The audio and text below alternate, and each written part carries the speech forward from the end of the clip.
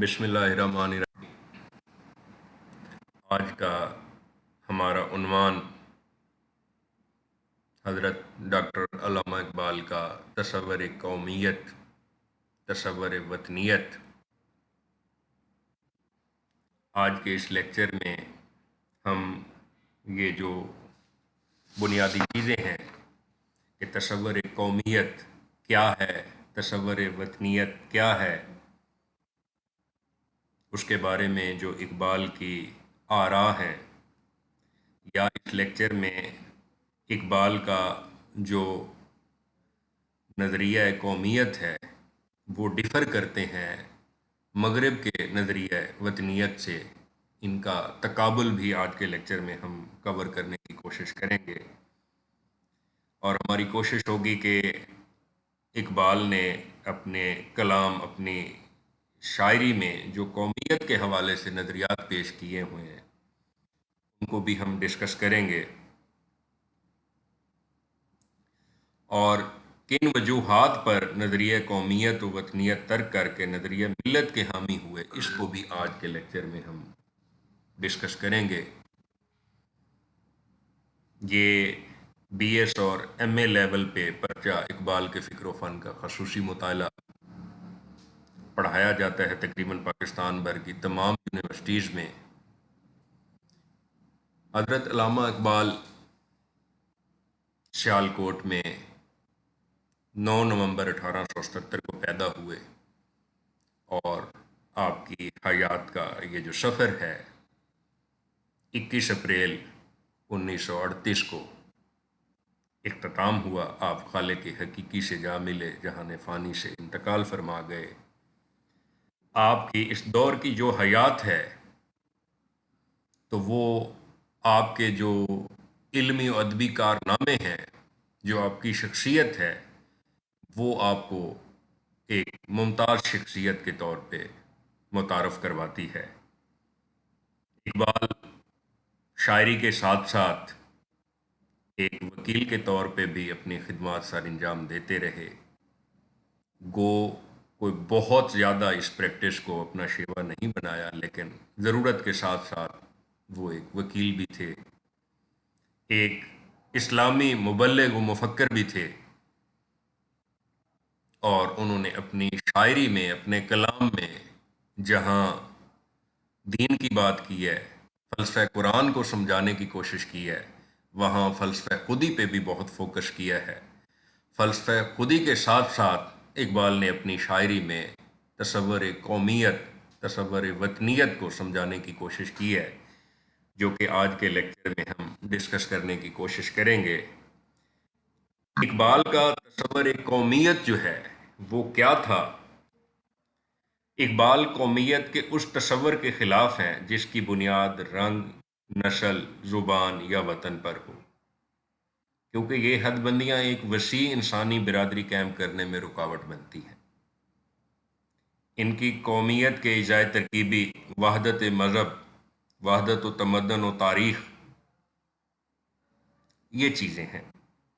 جہاں تک مذہب کا تعلق ہے، اسلام اسی ملت کی اساس ہے، اور اسلام کا سب سے بڑا اور بنیادی اصول توحید خدا اور وحدت، ملی وحدت کا ضامن ہے۔ اسلام کا دوسرا رکن رسالت ہے، اور یہی دونوں اساس ملت کے بنیادی، آپ بنیاد کہہ سکتے ہیں۔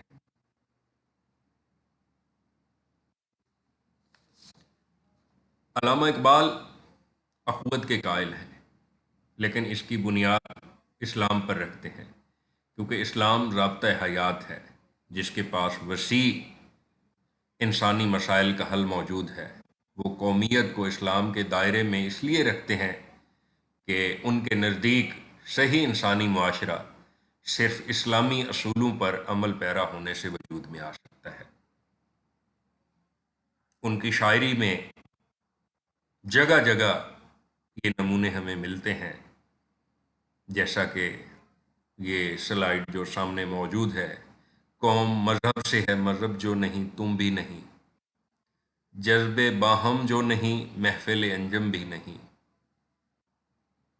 دوسرا شعر یہاں دیا گیا ہے، اپنی ملت پہ قیاس اقوام مغرب سے نہ کر، خاص ہے ترکیب میں قوم رسول ہاشمی۔ تو اقبال کی شاعری میں اس طرح کے جو نمونے ہیں وہ جگہ جگہ ہمیں ملتے ہیں، کیونکہ اسلام نے عالم انسانیت میں ایک انقلاب عظیم کو برپا کیا۔ رنگ و نسل، نام و نسب اور ملک و قوم کی ظاہری اور مصنوعی امتیازات کی جو حدیں ہیں ان سے نکال کر ایک وسیع تر حیات اجتماعیہ میں تبدیل کر دیا۔ اقبال کے نزدیک یہ حیات اجتماعیہ قائم کرنا اسلام کا ہی نصب العین ہے، مگر بدقسمتی سے یہ وحدت قائم نہ رہ سکی اور مسلمان مختلف فرقوں، گروہوں میں بٹتے چلے گئے۔ اقبال مسلمانوں کو پھر اسی اخوت اسلامی کی طرف لوٹنے کی تلقین کرتے ہیں اور ایک ملت میں گم ہو جانے کا سبق سکھاتے ہیں۔ وہ ایک عالمگیر ملت کے قیام کے خواہش مند ہے جس کا خدا، رسول، کتاب، کعبہ، دین اور ایمان ایک ہو۔ حرم پاک بھی، اللہ بھی، قرآن بھی ایک، کچھ بڑی بات تھی جو ہوتے جو مسلمان بھی ایک۔ اقبال کے یہ نظریہ وطنیت آپ یہ سمجھ سکتے ہیں، اور علامہ اقبال مغربی جو نظریہ ہے قومیت کا اس سے بدظن نظر آتے ہیں۔ وہ کیوں بدظن نظر آتے ہیں؟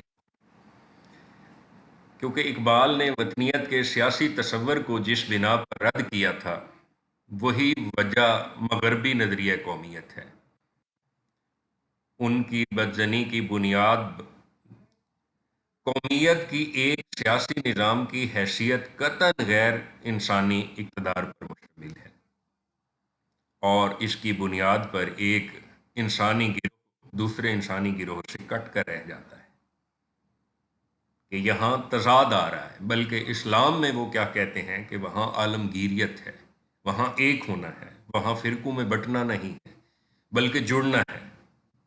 جبکہ مغرب میں کیا ہے کہ ایک دوسرے سے کٹنا ہے، الگ ہونا ہے، بلا وجہ تنازعات ہیں جو لوگوں کو، انسانوں کو ناقابل تلافی نقصان پہنچاتی ہیں۔ اسی نظام کو انہوں نے دنیا اسلام کے لیے خاص طور پر ایک نہایت مہلک مغربی حربے کی حیثیت سے دیکھا، اور جب ترکوں کے خلاف عرب ممالک نے انگریزوں کی مدد کی تو انہیں یقین ہو گیا کہ وطنیت اور قومیت کے مغربی تصورات مسلمانوں کے لیے زہر قاتل سے زیادہ نقصان دہ ثابت ہو سکتے ہیں۔ علامہ اقبال نے قومیت کے مغربی تصور کے مقابلے میں ملت اسلامیہ کا تصور پیش کیا اور یہ ثابت کیا کہ مسلمانوں کے لیے جو بنیادی نظریات ہیں، اعتقاد ہیں، وہ وسیع ملت کے ہیں، عالمگیر ملت کے ہیں، جڑ جانے کے ہیں، نہ کہ تقسیم ہونے کے ہیں۔ اس لیے اقبال نے جو تصور قومیت مغرب کا ہے اس کو رد کر دیا۔ چین و عرب ہمارا، ہندوستان ہمارا، مسلم ہیں ہم، وطن ہے سارا جہاں ہمارا۔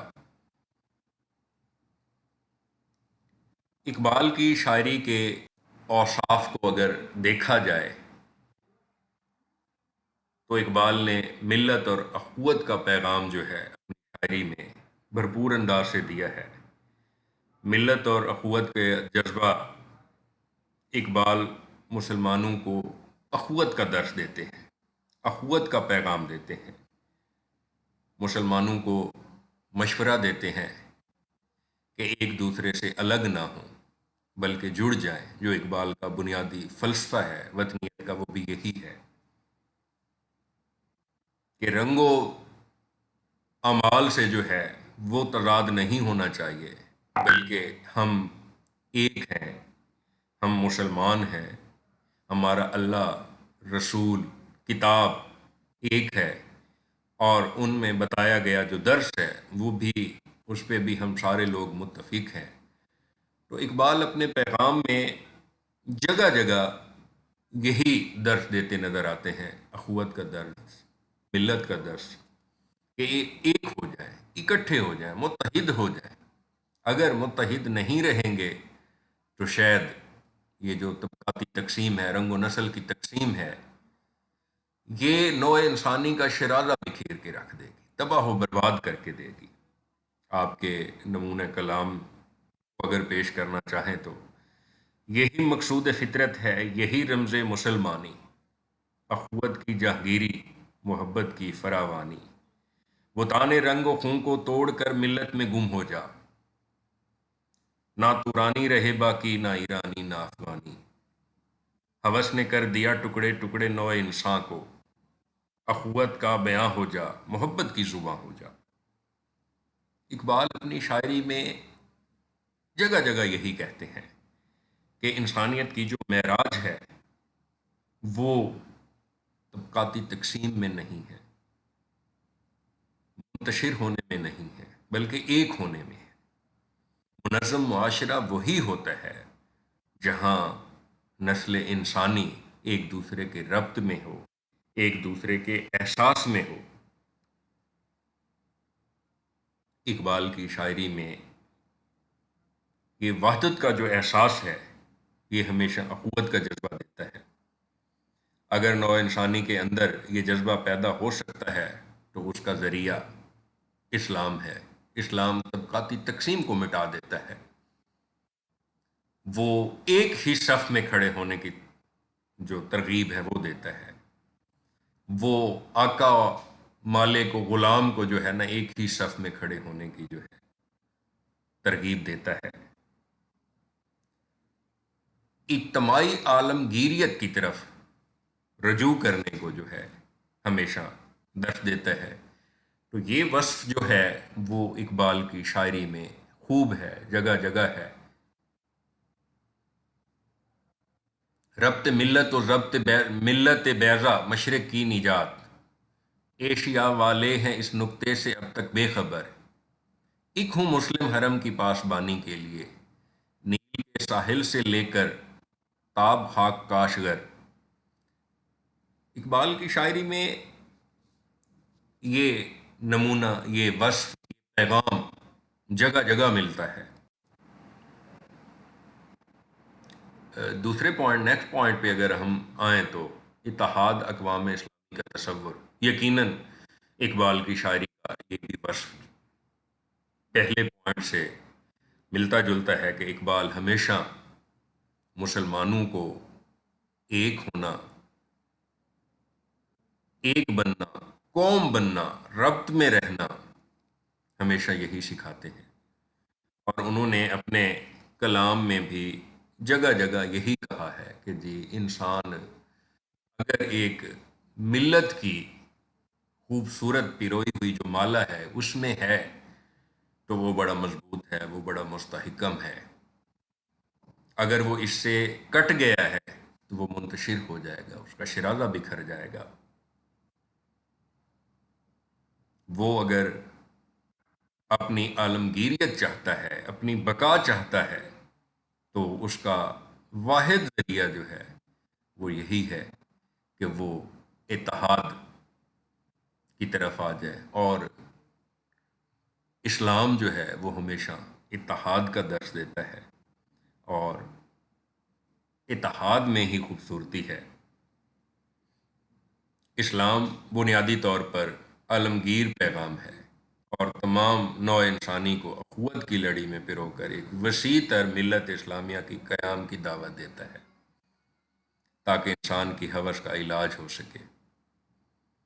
لیکن اس کے لیے پہلا قدم یہ ہے کہ دنیا کے تمام مسلمان ممالک ایک لڑی میں پرو جائیں، ایک ہو جائیں، متحد ہو جائیں۔ اگر جڑ جائیں گے تو یقیناً بنی نوع انسان کے لیے یہ ایک بڑی کامیابی ہوگی۔ اقبال کی خواہش بھی یہی ہے کہ اسلام ایک ازلی، ابدی، آفاقی اور عالمگیر نوعیت کا پیغام یہ جو دے رہا ہے، یہ ہر زمانہ، ہر قوم اور ہر ملک کے لیے راہ ہدایت ہے۔ اس لیے ان کے پیروکاروں کا جو رنگ و نسل اور ملک و وطن ہے، اگر ان کو امتیازات میں، تفرقات میں بانٹ دیا جائے گا تو پھر خوبصورت معاشرے کو تعمیر کرنا جو ہے وہ ممکن نہیں ہے. جبکہ اسلام کیا کہتا ہے؟ جمعیت اقوام کی بات کرتا ہے کہ ایک ہو جائے، متحد ہو جائے، ربط میں رہیں. تو اسی میں خوبصورتی ہے. قومیں اسی سے ترقی کرتی ہیں. انسانوں کے درمیان اخوت کا جذبہ جو ہے وہ ہمیشہ قوموں کو اکٹھا کرتا ہے اور اس میں خوبصورتی بھی ہوتی ہے. پوشیدہ نگاہوں سے رہی وحدت آدم، تفریق معلل حکمت افرنگ کا مقصود. اسلام کا مقصود و فقط ملت آدم. مکہ نے دیا خاک جنیوا کو یہ پیغام. جمعیت اقوام ہے جمعیت آدم، اتحاد عالم اسلام میں رکاوٹ. اقبال کے نزدیک اسلامی قومیت کی بنیاد اسلام پر ہے. ملک و نسل وطن پر نہیں. اس تصور کی انہوں نے عمر بھر تبلیغ کی. ہر مسلمان اسی تصور کو تسلیم کرتا ہے اور اس کی سچائی سے انکار نہیں کر سکتا. لیکن مسلم ریاستوں کے اتحاد اور دنیا کے تمام مسلمان ایک قوم بن جانے کا حوصلہ اس وقت تک نہیں آ سکتا جب تک وطنیت اور قومیت کے مغربی نظریے کی گرفت کو کمزور نہیں کر دیتے، اس سے نکل نہیں آتے. قریب سارا عالم اسلام کافی عرصہ تک مغربی اقوام کا محکوم رہا ہے، اور جدید اسلامی ریاستوں میں سے بہت سی ایسی ہیں جن کی تشکیل ہی مغربی نظریہ قومیت کی بنیاد پر ہے. تو ترقی کیسے ممکن ہو سکتی ہے؟ جو اقبال کا نظریہ ہے، تصور ہے وطنیت کا، ملت کا، وہ ان ریاستوں پہ کیسے لازم ہو سکتا ہے، اس کا اجرا ہو سکتا ہے کہ جن ریاستوں میں مغربی نظریات کی جو وہ شہر میں مبتلا ہیں اس سے آزاد نہیں ہوئے، تو وہ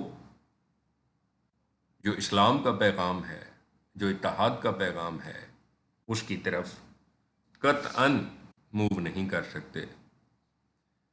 مذہب نہیں سکھاتا آپس میں بیر رکھنا. مذہب نہیں سکھاتا آپس میں بیر رکھنا.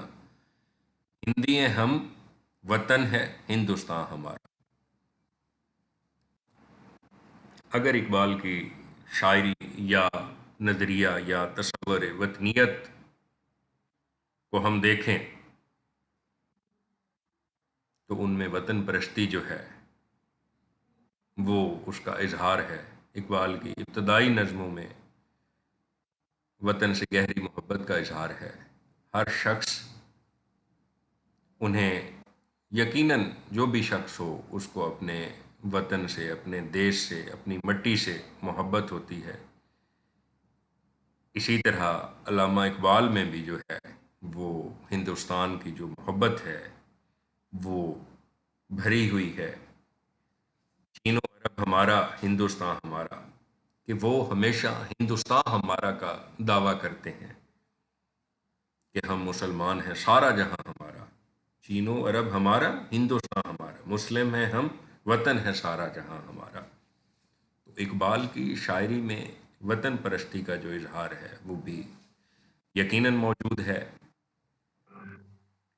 وطن کی گہری محبت کا جذبہ اس قدر شدید ہے کہ انہوں نے جو ان کا پہلا اردو کا مجموعہ ہے بانگ درا، وہ ایک ایسی نظم سے ہوتا ہے: رلاتا ہے تیرا نظارہ اے ہندوستان مجھ کو، کہ عبرت خیز ہے تیرا افسانہ سب فسانوں میں. وطن کی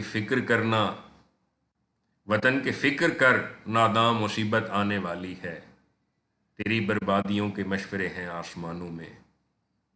چھپا کر آستینے میں بجلیاں رکھی ہیں گردوں نے، انادل باغ کے غافل نہ بیٹھیں آشیانوں میں.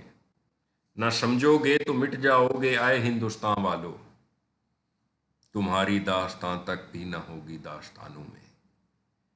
کہ اقبال کا جو نظریہ ہے وطن پرستی کا، اگر اس کو نہیں سمجھو گے تو تمہاری داستان تک نہیں ہوگی، تمہاری کہانی تاریخ کا حصہ نہیں رہے گی، بلکہ ایک دھبا بن جائے گی۔ ایک خوبصورت تاریخ کے حامل وہ لوگ ہو سکتے ہیں جو اپنے اقتدار، اپنی روایتوں کو زندہ رکھتے ہیں، اور جو اقبال کا تصور ہے ملت کا، جو وہ ربط قائم کرنے کی تلقین کرتے ہیں، اگر اس کو اڈاپٹ کریں گے تو اس میں عزت و بڑا ہی ہے۔ ورنہ کیا ہے کہ تمہاری داستان تک نہ ہوگی داستانوں میں، نہ سمجھو گے تو مٹ جاؤ گے اے ہندوستان والو، تمہاری داستان تک بھی نہ ہوگی داستانوں میں۔ ترانہ ہندی میں وہ مشہور اور مقبول عوام نظم جو عرصہ تک ہندوستان کے بچے بچے کی زبان پر رہی، اس میں انتہائی دل نشیں طریقے سے اپنے وطن کے ساتھ گہرے لگاؤ اور محبت کا اظہار کرتے ہیں۔ سارے جہاں سے اچھا ہندوستان ہمارا، یقیناً یہ زبان زد عام ترانہ ہے۔ سارے جہاں سے اچھا ہندوستان ہمارا، ہم بلبلیں ہیں اس کی یہ گلستان ہمارا۔ غربت میں ہوں اگر ہم رہتا ہے دل وطن میں، سمجھو وہیں ہے ہم بھی، دل ہو جہاں ہمارا۔ مذہب نہیں سکھاتا آپس میں بیر رکھنا، ہندی ہیں ہم وطن ہے ہندوستان ہمارا۔ یونان و مصر و روما سب مٹ گئے جہاں سے، اب تک باقی ہے باقی نام و نشاں ہمارا۔ اس زمانے کی ایک اور نظم ہندوستانی بچوں کا گیت ایک ایسی نظم ہے جس کے ایک ایک لفظ سے وطن پرستانہ جذبات کا اظہار ہوتا ہے۔ وطن کے ساتھ اتنے گہرے لگاؤ کا اظہار کرنے والی اردو میں بہت کم نظمیں لکھی گئی ہیں۔ بندہ کلیم جس کے پربت جہاں کا سینہ، نوئے نبی کا ٹھہرا آ کے جہاں سفینہ۔ رفت ہے زمیں کی بام فلک کا زینہ، جنت کی زندگی ہے جس کی فضا میں جینا۔ میرا وطن وہی ہے، میرا وطن وہی ہے۔ اس نظم کے آخری بند میں اقبال نے اپنے وطن کو جس والہانہ انداز میں خراج عقیدت پیش کیا ہے، اس کی اردو شاعری میں شاید ہی کوئی اور مثال مل سکے۔ اس طرح اپنی نظم نیا شوالا میں انہوں نے یہ کہہ کر اپنے وطن پرستی کی انتہا کر دی کہ خاک وطن کا جھکو یہ ذرا دیوتا۔ ظاہر ہے وطن پرستی کی خاطر اس سے بڑھ کر اور کیا کہہ سکتے ہیں۔ شاعر اپنے وطن کے ذرے ذرے کا پجاری ہے، اس سے جڑا رہنا چاہتا ہے۔ اگر ہم کچھ عرصہ بعد کی بات کرتے ہیں تو اقبال کے ہاں تھوڑی سی تبدیلی نظر آتی ہے۔ وہ تبدیلی کیا ہے؟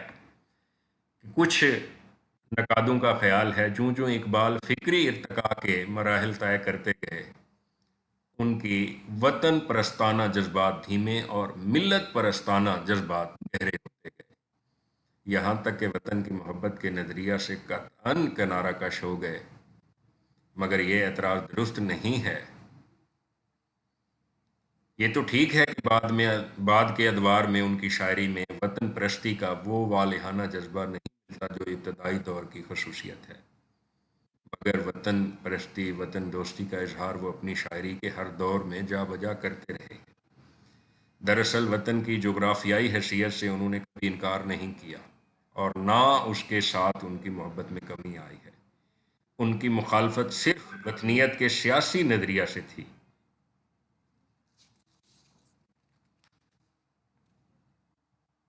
وہ کیا تھا وطنیت کا سیاسی تصور جس کی اقبال مخالفت کرتے تھے؟ مارچ 1938 میں ایک مضمون میں اقبال نے لکھا کہ جس میں وطنیت کے مسئلہ پر تفصیل کے ساتھ بحث کی گئی اور بتایا تھا کہ وہ کس قسم کی وطنیت کے مخالف ہیں۔ اس مضمون میں وطنیت کے سیاسی تصور سے بحث کرتے ہوئے وہ لکھتے ہیں کہ میں نظریہ وطنیت کی تردید اس زمانہ سے کر رہا ہوں جب دنیا اسلام اور ہندوستان میں اس نظریے کا کچھ ایسا چرچا بھی نہ تھا۔ مجھ کو یورپین مصنفوں کی تحریروں سے ابتدا سے ہی یہ بات اچھی طرح معلوم ہو گئی تھی کہ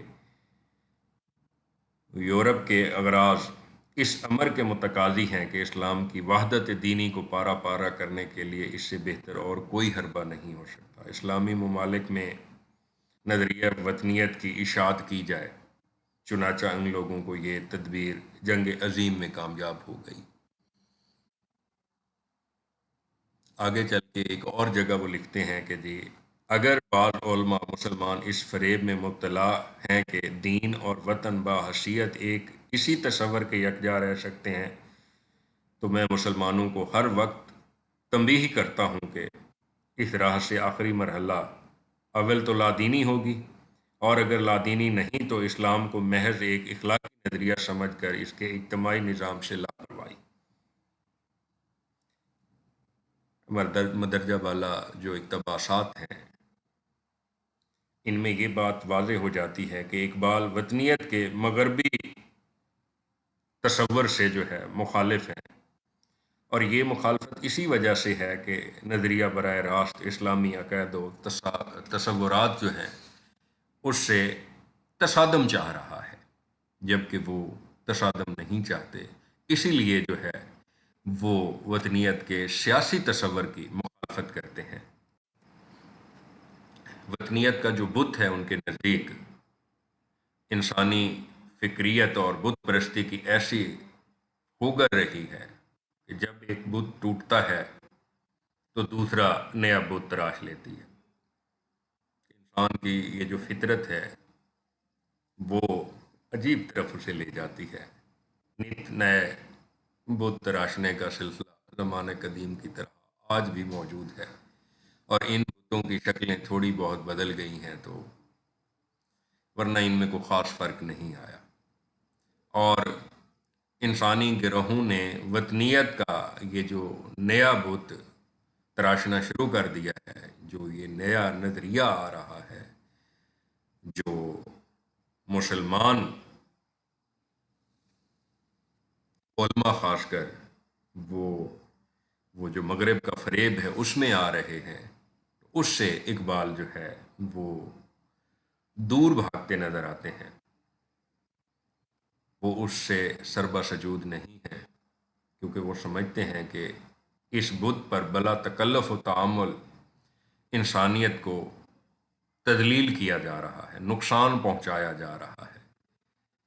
انسانیت کی گلوب خلاصی ہو، فکر انسان بت پرستی بت کری، ہر زمان در جستجو پے کری، باز طرح ازرئی اندخت است، تازہ طرب روزگاری خواست ساخت است۔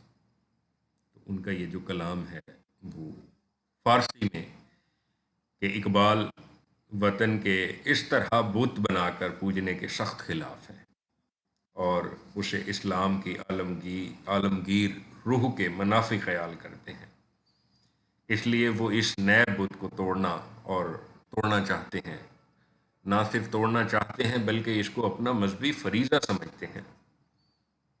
بانگے درا کی ایک نظم وطنیت، جس کا ذیلی عنوان وطن بحیثیت ایک سیاسی تصور کی ہے، ان تضا خداؤں میں بڑا سب سے وطن ہے، جو پیرہن اس کا ہے وہ مذہب کا کفن ہے، یہ بت کی تراشیدہ تہذیب نوی ہے، غارت گر کا شانہ دین نبوی ہے، بازوئے ترا توحید کی قوت سے قوی ہے، اسلام تیرا دیش ہے تو مصطفی ہے۔ اقبال کا جو اپنا فکر کا انداز ہے، جو سوچنے سمجھنے کا انداز، وہ چاہتے ہیں کہ جو اسلام کی جڑ ہے، اسلام کے بنیادی ماخذ ہیں، جو اسلام کا نظریہ ہے، جو اسلام کا فلسفہ ہے، وہ قائم رہے، بلکہ ایک کھچڑی یا کوکٹیل بنانے کے وہ قائل نہیں ہے کہ کہیں سے کوئی چیز لے لیں، کہیں سے کوئی چیز لے لیں، یہ جو ایک نئی چیز بنے گی، کہیں سے کچھ کہیں سے کچھ کہیں سے کچھ، تو اس کا وجود کسی طرح کا نہیں ہو، یہ مغرب میں شمار نہیں ہوگی، یہ مشرق میں شمار نہیں ہوگی، بلکہ وہ جو تاریخی عوامل ہیں جو بنیادی ماخذات ہیں وہ ان کو جو ہے نا ان میں وہ حد بندی کرتے ہیں، اور اس حد بندی میں وہ بقا بھی چاہتے ہیں، خواہش مند بھی یہی ہیں کہ اسی میں بقا ہے۔ اگر اس کو قائم نہیں رکھیں گے تو یہ معاشرہ گھل مل جائے گا اور معاشرہ باقی نہیں رہے گا۔ تو اسی طرح اسلام تیرا دیش ہے، تو مصطفی ہے، وہی ہے، وہی پیغام اس میں یہی چھپا ہے کہ ایک مسلمان کا جو دین اسلام کا فلسفہ ہے، تصور ہے، نظریہ ہے، وہ مسلمان کو سمجھنا چاہیے۔ اقبال کا جو وطنیت اور ملوکیت کے رشتہ کے بارے میں ایک نظریہ ہے، اس نظریے کو بھی ہم تھوڑا سا ڈسکس کرتے ہیں۔ جدید دور میں سامراجی ملوکیت و وطنیت کے سیاسی تصور کا ہی کرشمہ ہے، اس لیے وہ اس تصور کے اس پہلو کو بھی شدید تنقید کا نشانہ بناتے ہیں۔ وہ اس کو بھی اڈاپٹ کرنے کے صورت میں نہیں ہے۔ اس سلسلہ میں ڈاکٹر یوسف حسین اپنی کتاب روح اقبال میں لکھتے ہیں، یہ اقتباس میں پڑھنے جا رہا ہوں: اقبال ملوکیت کو جارحانہ وطنیت کا ہی ایک شاخسانہ تصور کرتے ہیں اور اس کو اسلام کی اخلاقی تعلیم کی رو خیال کرتے ہیں۔ قومیت کے علم برداروں کا نظریہ میرا وطن غلط ہو تو بھی صحیح ہے، حق و باطل میں تمیز نہیں ہونے دیتے۔ جب آدمی سچ اور جھوٹ میں تمیز کرنے کے قابل نہیں رہتا تو وہ سب کچھ کر سکتا ہے اور اپنے عمل کو حق بجانب ٹھہراتا ہے۔ یہی سوچ رہا ہوتا ہے کہ بس میں نے جو کیا میں نے ٹھیک کیا۔ تو اقبال وطنیت اور ملوکیت کا جو ایک رشتہ ہے، سامراجی ملوکیت کا، وہ اس نظریے کے بھی مخالف نظر آتے ہیں۔ وہ اس کو قبول نہیں کرتے، بلکہ جو اقبال کا اپنا ایک نظریہ ہے، جو آپ کا تصور ہے وطنیت کا، ملت کا، وہ اسی پہ ہی قائم رہ کے بقا و کامیابی کے ضامن بنتے ہیں اور اسی کو ہی ہمیشہ کے لیے مضبوطی سے تھامنے کی تلقین کرتے ہیں، بلکہ نہ صرف تلقین کرتے ہیں تو مذہبی فریضہ بھی سمجھتے ہیں کہ جی نہ صرف میں اس پہ قائم رہوں بلکہ میں اپنے شاعری کے ذریعے اس پیغام کو جتنا عام کر سکتا ہوں کروں، اور انہوں نے خوب کیا۔ اسی وجہ سے انہوں نے مغرب کے جو نظریہ سے وہ بد دل نظر بھی آتے ہیں، ملوکیت کا جو ایک کنسیپٹ ہے اس سے بھی دور بھاگتے ہیں، تو ان کا جو اپنا ایک نظریہ ہے وہ اس پہ ثابت قدم ہے، وہ قائم ہے۔ تو یہ آج کے لیکچر کی چند ایک جو ڈسکشنز تھیں، تو امید ہے کہ آپ کو یہ ساری باتیں، ان کا نظریہ، ان کا تصور سمجھ آ گیا ہوگا، اور کیوں وہ مغرب کے نظریات سے اختلاف کرتے ہیں، بدظن ہیں، تو وہ اس کا تقابل بھی ہم نے کوشش کی ہے کہ اس لیکچر میں کور کر سکیں۔ تو انشاءاللہ یہ جو سلسلہ ہے اس پرچے کا، تو کوشش ہوگی کہ اقبال کے ہر وصف، ہر خوبی، شاعری کے ان کے جو اوصاف ہیں، ان کی شخصیت کے جو اوصاف ہیں، ہم اس پرچے میں شامل کر سکیں۔ تب تک کے لیے اللہ حافظ۔